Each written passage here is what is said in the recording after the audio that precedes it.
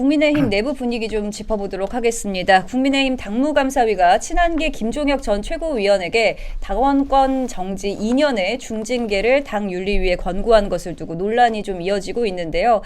우선 당무감사위의 권고 좀 어떻게 보셨습니까? 저는 뭐 이미 그 당무감사위의 그런 결정과 행위에 대해서는 이미 시간이 좀 며칠 흘렀잖아요. 그래서 많은 국민들이 판단을 하고 계실 거라고 봐요. 그러니까 지금 제가 주목하는 점은 그럼 그 이후에 당내 분위기는 어떤가, 여론에 어떤 파장을 미쳤냐를 좀 보고 싶어요.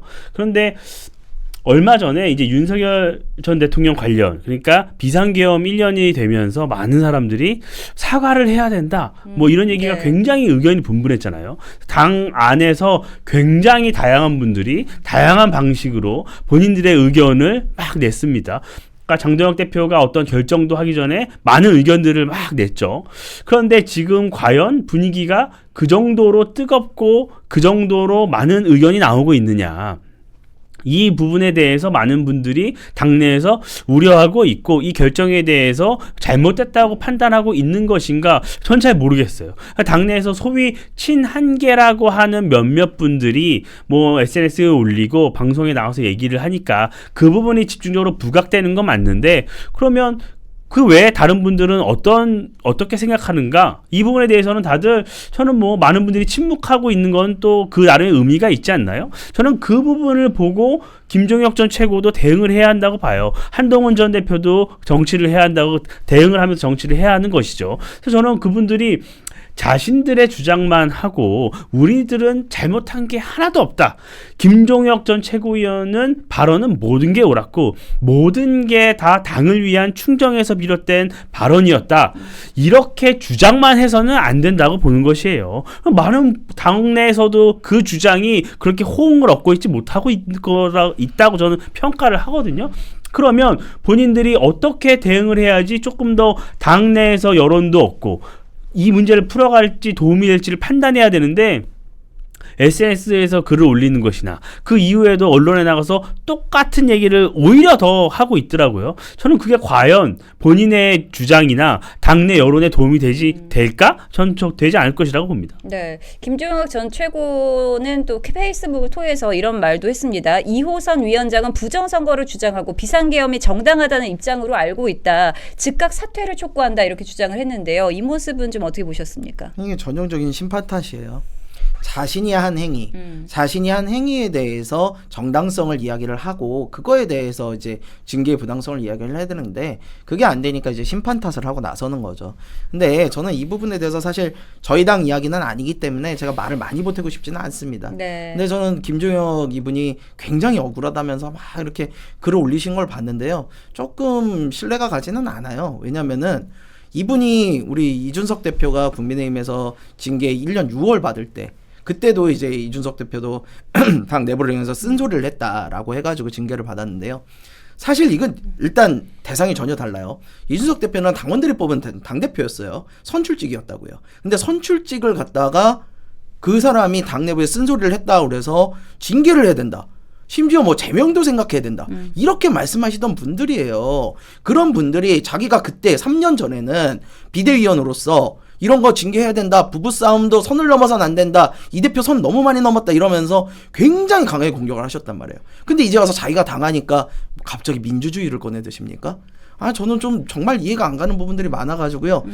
김종혁 의원의 이런 주장에 과연 얼마나 많은 사람들이 동조를 할 수 있을까, 그런 거 의문이 좀 있습니다. 그러니까 이호선 위원장이 그 부분에 대해서 적극적으로 해명을 하고 있죠. 적극적으로 해명을 하고 있고, 그러니까 뭐 부정선거 뭐 이런 거 관련해서 비상계엄 이것과 이 징계 논의가 어떤 연관성이 있죠? 그러니까 전형적인 물타기이고, 본인이 뭐 메시지로 이게 대상이 안 되니까 메신저를 공격하는 행태인데, 이 내용을 보잖아요. 내용을 봐야 돼요. 그러니까 이호선 위원장은 왜 이런 결정을 내렸는지를 법률가답게 그 당원 당규를 근거로 해서 조목조목 써놨어요. 근데 이 김종혁 전 최고위원 같은 경우에는 그 부분에서 굉장히 감정에만 호소를 하고 있습니다.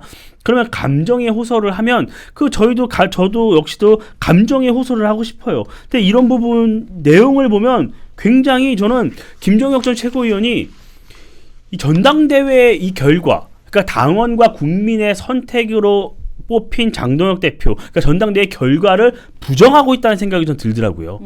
그래서 저는 이 부분, 이 김종혁 전 최고 같은 경우에는 부정선거에 대해서 굉장히 막 비판을 하는 입장이잖아요. 근데 왜 본인은 이것에 대해서 수긍하지 않는지 모르겠어요. 특히 이런 발언이 있어요.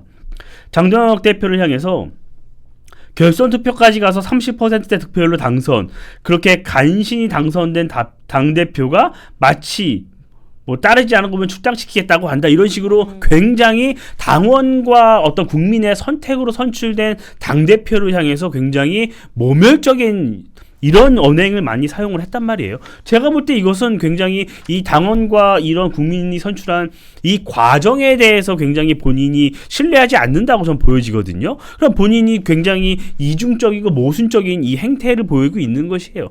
저는 이런 부분에 대해서, 그러니까 본인이 유리한, 그러니까 본인에게 유리한 부분만 뽑아서 본인에게 언론에 나가서 그것만 부각시켜서 여론전만 하고 있잖아요. 그 부분에 대해서는 굉장히 저는 본인에게 유리하지 않다고 보고, 또 오늘은 또 그런 SNS를 올렸더라고요. 한동훈 대표와 함께 뭐 하겠다 뭐 이런 식으로 또 SNS 글을 올렸어요. 그래서 지금 뭐 본인의 발언에 대한 징계를 논의하는데 이렇게 한동훈 전 대표를 언급을 한다는 건 본인 스스로 이 내용 자체를 통해서 당무감사위나 윤리위에서 싸워보기에 굉장히 불리하다고 판단을 하니까 이 사안 자체를 정치적인 구도 싸움으로 이렇게 변질시키려고 하고 있는 의도를 갖고 있다고 저는 봐요. 저는 이건 옳지 않다고 봅니다. 본인이 이런 당원들의 요구에 의해서 당무감사위가 이런 결론을 내렸다면 본인이 충분히 소명을 하고 당원들을 설득해서, 그럼 윤리위에서는 다른 징계가 나올 수 있고 본인들에게 조금 더 유리한 방향으로 나올 수 있게끔 행동을 해야 되잖아요. 근데 지금 이거는 정치적 대결 구도로 몰고 가서 본인이 어떤 피해자 서사를 만들려는 의도가 아닌가, 이렇게 보여집니다. 네, 지금 부위원장님이 말씀해 주셨듯이 이호선 또 당무감사위원장이 자신의 블로그에 김 전 최고위원에 대한 당무감사위 징계 권고 의결서를 올렸습니다. 의결서를 보면요, 김 전 최고위원이 지난 9월에서 10월 언론 인터뷰 등에서 장동혁 지도부와 강성 지지층을 향해 파시스트적 북한 노동당 등으로 비유한 것은 당을 위한 비판이 아닌 낙인 찍기에 해당한다. 또 김 전 최고위원이 부정선거론자들에게 망상 바이러스를 퍼뜨리는 사람들 등의 표현을 쓴 것은 당원들을 모욕한 것이다, 이렇게 밝혔습니다. 이어서 중징계는 불가피하며 이후에도 같은 행위를 반복하면 최고 수위의 징계인 제명 처분도 배제할 수 없다, 이렇게 밝히기도 했는데요. 이 모습은 좀 어떻게 보셨습니까? 글쎄요, 저는 그렇습니다. 전 기본적으로 민주주의에서 표현의 자유는 최대한 보장해야 된다고 봐요. 근데 이제 당이라는 거에 특성이 있습니다. 정당은 같은 이념을 가지고 같은 정치적 지향점을 가지고 가는 사람들이에요. 근데 가끔 뭐 같은 목적지를 간다 하더라도 가는 길이 조금 다를 수 있어요. 이 길로 갈 수도 있고 저 길로 갈 수도 있고 여러 길이 있습니다. 근데 그 길이 다르다고 그래서 상대편, 그러니까 같은 팀 안에 다른 사람들을 너무나 강하게 공격을 하면요, 이거는 밖에서 공격하는 것보다 더 아픕니다. 할 수는 있어요. 저는 근데 그게 바깥에 나가서 해서는 안 된다는 주의예요. 오히려 안에서 의총이나 이런 거, 아니면은 내부 당원들한테 우리 이렇게 가면 안 됩니다, 설득하는 거 좋아요. 근데 밖에 나가서 민주당 패널하고 어울려가지고 똑같이 당을 향해서 공격을 하면, 아니 당에 있는 사람들은 어떤 생각이 들겠습니까? 저는 이게 개혁신당에서 이런 걸 비슷하게 겪어봤거든요. 사실 그때 제가 우리 당 패널로 어떤 분들이 나가가지고 당에 대해서 굉장히 공격을 할 때 저 굉장히 강하게 비난했어요. 이렇게 하면 안 된다. 왜? 당신이 우리의 대변으로 해가지고 나가가지고는 왜 우리를 공격을 하냐? 당신이 그냥 정치평론가라면 내가 이해를 하겠다. 근데 그게 아니지 않느냐? 그럴 거면 나가서 해라. 저 진짜 몇 번을 얘기했거든요. 전 똑같은 상황이라고 봅니다. 전 이호선 위원장의 의결서의 핵심은 얼마나 당내에서 설득 과정을 거쳤고 얼마나 당원들에게 본인의 의사를 설명했느냐라고 봐요. 그런 과정과 노력을 했느냐, 이 물음이라고 봅니다. 그러니까 과연 김종혁 전 최고위원이 그러면 본인이 또 당협위원장 직책을 갖고 있고 최고위원도 했고 뭐 비대위원도 했고 뭐 부총장도 하고 좋은 당직, 고위 당직 많이 했어요. 그 과정에서 영향력도 많이 강해진 것이죠. 그러면 본인이 그런 정견을 갖고 있다면 그 정견을 당 내에서 더 많이 설득을 할 수 있게 본인이 노력을 했어야 된다는 것이에요. 그런데 이 과연 김종혁 전 최고위원이나 그 김종혁 전 최고위원과 함께하는 소위 한동훈계라고 불리는 많은 분들이 다양한 목소리를 냈잖아요. 네. 꽤 오랜 시간 동안 당 내가 아닌 이런 언론을 통해서 당을 향해서 막 강한 거센 비난을 쏟아냈습니다. 그러면 그 주장이 다 옳았다면, 그 주장이 다 맞았다면 이 지난번 대선 경선이나 여러 가지 그 이후에 있었던 여러 가지 전당대회에서 한동훈 전 대표가 선택을 받고 김종혁 전 최고위원도 출마를 해서 당원들의 선택을 받아봤어야 되는 건 아니겠습니까? 저는 그렇게 생각을 해요.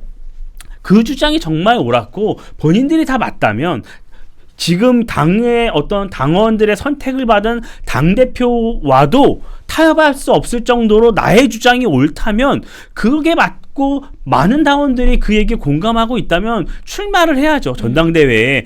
당당하게 출마를 해서 당원과 국민의 선택을 받아야죠. 그리고 나서 최고위에 합류해서 그 주장을 폈어야 된다고 봐요. 네. 그런데 한동훈 전 대표는 오히려 지난번 과거 전당대회에서는 64%의 압도적인 당원들이 표를 몰아주셨는데 그 이유는 점점 이제 당원들에게서 민심에서 멀어지고 있는 게 수치로 드러나고 있지 않습니까? 그리고 그가 가까운 많은 분들은 전당대회에 나서지조차 못했어요. 그럼에도 불구하고 왜 그 이후에 국민과 당원이 선출한 당대표와 지도부를 향해서 왜 이런 식으로 연일 비난을 쏟아내는 것이죠? 그런 게 문제라고 지적하는 겁니다. 네. 그러다 보니까 이제 김 전 최고에 대한 당내 비판도 계속 쏟아지고 있는 상황입니다. 장예찬 여의도 연구원 부원장도 페이스북에 글을 쓰면서 김 전 최고를 비판했는데요. 과거 이준석 대표가 국민의힘 당대표 시절 징계를 받은 사건에 김 전 최고의 반응을 두고서요. 과거에 자신과 싸우고 있다, 일관성이 없다 이런 지적을 한 건데요. 이 모습은 좀 어떻게 보셨습니까? 제가 아까도 말씀드렸는데요. 이거에 대해서 자신이 3년 전에는 그렇게 징계를 해야 된다고 하시던 분이 이제 와서 자기가 당하니까 뭐 민주주의가 이렇게 무너진다 하시는 것 자체가 저는 정말 이해가 안 가는데요. 사실은 두 개를 일률적으로 놓고 비교할 수가 없어요. 뭐냐면요. 제가 계속 말씀드리지만 이 권력이라는 거는요. 우리가 모두 위임을 받는 겁니다. 누구로부터? 대통령은 국민으로부터 위임받는 거고요. 선출직 역시 자기를 뽑아준 사람들에게 대해서 권력을 위임받는 거예요. 앞서서 이민찬 의원님이 말씀 잘 주셨는데요. 뭐냐면은 전당대회를 통해가지고 뽑힌 당대표는요. 당원들이 그 권력을 위임을 해준 겁니다. 자, 장동혁 대표가 만약에요. 전당대회 때 자기가 주장했던 이런 내용들을 거꾸로 이렇게 하기로 해놓고는 완전히 뒤집어서 가. 그렇다면 그거는 저는 문제가 좀 있다고 봐요. 왜? 당원들을 속인 거잖아요. 속이고 당선이 된 거잖아요. 그렇다면 당원들에게 권력을 위임받아서는 안 된다고 생각해요. 근데 그게 아니었어요. 장동혁 대표는 어쨌든 본인이 내세웠던 그런 주장들을 지금 그대로 하고 있는 거란 말이에요. 그렇다면 이것은 당원들이 원하는 바라고 생각을 해야 돼요. 오히려 전당대회에 나오지 않고 전당대회에서 졌던 사람들은 당원들이 내 주장을 선택하지 않았음을 받아들여야 됩니다. 그리고 그거에 대한 비판은 한참 지난 뒤에 다음 선거 때 하시면 되는 거예요. 그렇게 해야지 이 선거 제도라는 게 인정이 되는 거고 민주주의 제도라는 게 영속이 되는 겁니다. 근데 아니 그렇게 선출된 사람들한테 그냥 자신의 의견이라고 당원들의 의견도 아니잖아요. 근데 그걸 갖다 이렇게 강하게 공격하고 비판하고 한다는 건요. 장동혁 당대표에 대한 지금 공격은 사실상 당원들에 대한 공격이에요. 그러다 보니까 당에서는 그거에 대해서 징계를 할 수도 있는 거죠. 저는 그렇게 보고 있습니다. 그 정치를 하면서 가장 쉽게 유명세를 타고 언론이 주목하는 건 당내 권력자를 비판하는 겁니다. 굉장히 그러면 많은 주류 언론에서는 개혁적이라고 포장을 해주죠.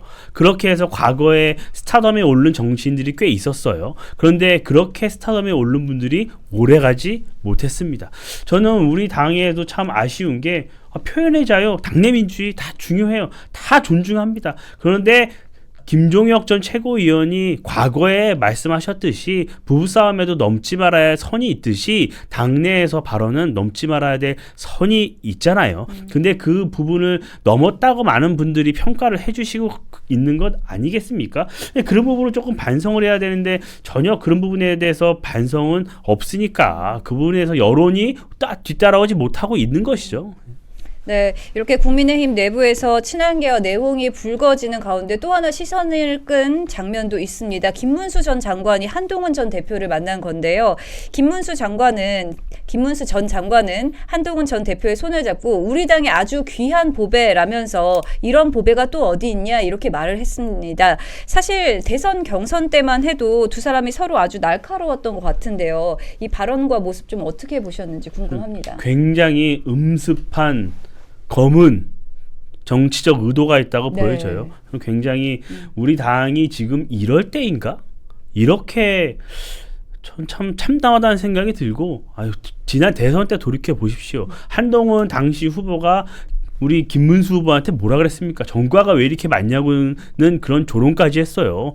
노동운동하다 투옥되신 분한테 전과가 왜 많냐고 이런 말씀을 하실 수 있는 그렇게 그리고 비상기업 등등등 굉장히 입장차가 컸습니다. 그런데 왜 갑자기 이 두 분이 이렇게 손을 맞잡고 왜 밀착을 했을까요? 저는 굉장히 현 지도부에 대한 여러 가지 불신 그리고 향후 지방선거 그리고 지방선거 이후에 어떻게 당을 어떻게 권력 구도에 대한 어떤 의도가 있는 게 아닌가 이런 의심을 하지 않을 수 없고 과연 진정 지방선거 승리를 바라는 모습인가 이런 우려가 듭니다.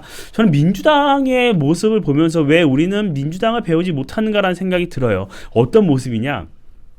이재명 대통령이 전과가 4개가 있고 5개 재판을 받아도 그 많은 176명, 180명 되는 민주당 똘똘 뭉쳐서 결국 정권을 만들어냅니다. 그리고 본인들이 원하는 정책 다 추진하고 있어요. 그 과정에서 우리는 뭐합니까?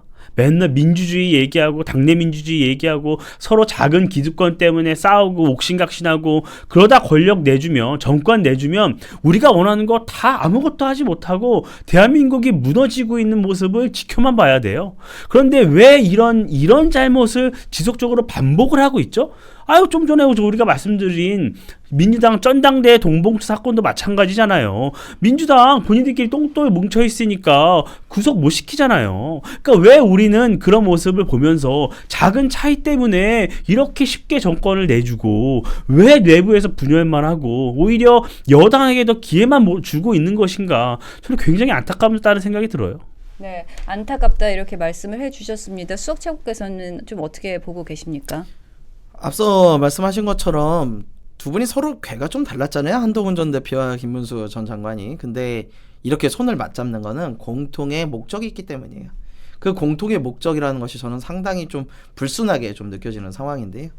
이게 지금 여의도 정가에서 엄청 떠돌던 소문이 있어요. 뭐냐면은 모 비대위원 분이 돌아다니면서 비대위원이 아니죠. 모 최고위원 분께서 내가 사퇴해가지고 뭐 비대위로 전환할 테니 비대위원장 누구를 세우자 뭐 이런 얘기를 떠들고 다녔다는 얘기가 많았습니다. 네. 그 후보 중 한 분이 그 거론되던 분이 김문수 전 장관님이셨어요. 그러다 보니까 지금 이 장동혁 흔들기가 들어가 있는 상황에서 김문수와 한동훈이 손을 잡는 이 모양새가 과연 무엇을 뜻하는가? 저는 이게 의심이 안 될 수가 없다고 봐요. 오히려 만약에 그런 거를 의식을 하셨다면은 안 만나시는 게 맞죠. 근데 지금 가가지고 이렇게 손잡고 뭐 보배다 이런 얘기 한다는 거 그러면은 정말로 비대위원장을 하고 싶어서 그러는 건지 어떤 건지. 근데 만약에 그러시다면요. 제가 가정으로 다 말씀드린 거잖아요. 네. 근데 만약에 김문수 전 장관이 비대위원장을 하고 싶으면 절대 그러시면 안 돼요. 그거는 전당대회에서 2등한 사람이 해서는 안 되는 일입니다. 선거의 불복이에요. 앞으로 그럼 누가 선거를 인정하고 누가 당대표 말을 듣고 그러겠습니까? 그거는 당의 근간을 흔드는 일이고 민주주의를 정면으로 위배하는 일이에요. 저는 그런 건 해서는 안 된다고 봅니다.